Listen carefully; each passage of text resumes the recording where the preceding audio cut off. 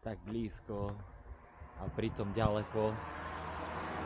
Nádherný kopec s nádhernými výhľadmi. Tak poďme sa pozrieť na ne.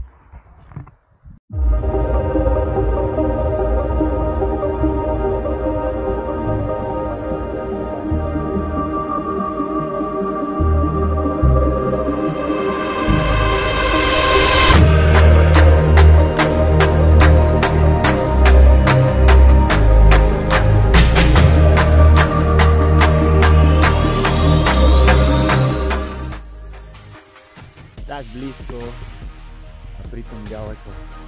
Nádherný kopec s nádhernými výhľadmi.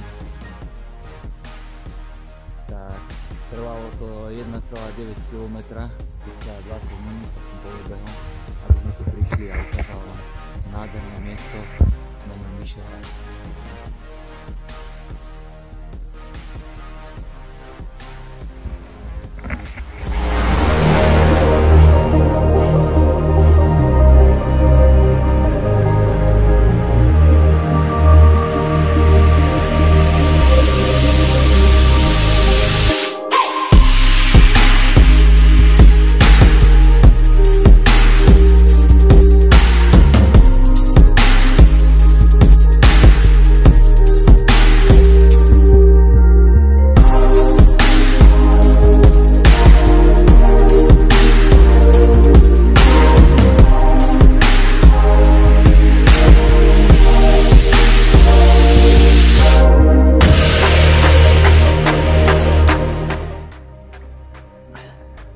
Aby to nebolo také jednotvárne a bol ten výlet krajší, tak my zišli z druhej strany a pekne si ho takto obídeme.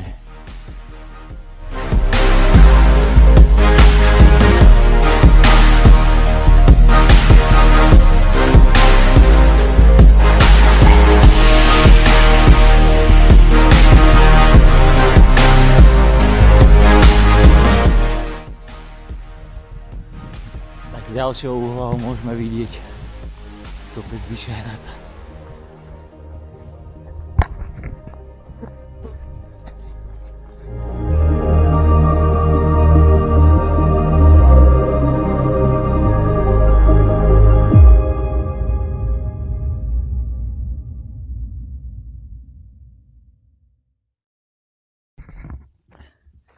Áno, sme na Vyšehradskom sedle.